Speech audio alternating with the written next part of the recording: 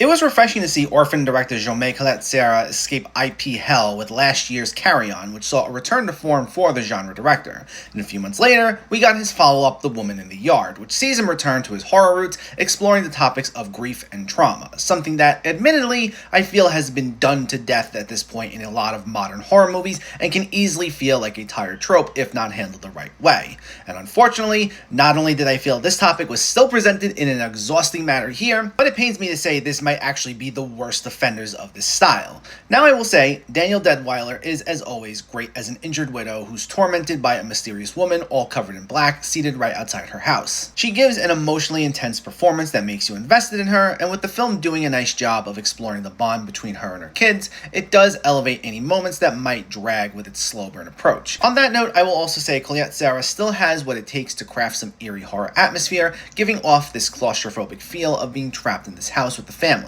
That being said, narratively, even at 87 minutes, this can feel a bit stretched out. While the performances and atmosphere helped, there really wasn't much on a story level to keep things interesting. There are a lot of other smaller scale horror movies that don't exactly do much narratively, but they'll try to hide it by basking in their own brooding atmosphere for 90 minutes or so, leaving them to have this generic feel to them outside of maybe having a great lead performance, and this is no different, leading me to feel indifferent to it for the most part. Though once we get to the final act, that's where this really derails for me. Besides from just not spoiling the movie, I can't even get into some of the specifics due to the subject matter, but what I will say is, while part of the eventual twist does feel slightly obvious, there is a topic that's the center of this last act that was handled horribly. To the point where it tries to be a little ambiguous, but there was still this weird aura where it almost felt like it was encouraging a specific act, and I just found it highly irresponsible, and I was really bothered by it, and that's about as specific as I'll get with it. But it brought this movie down hard for me.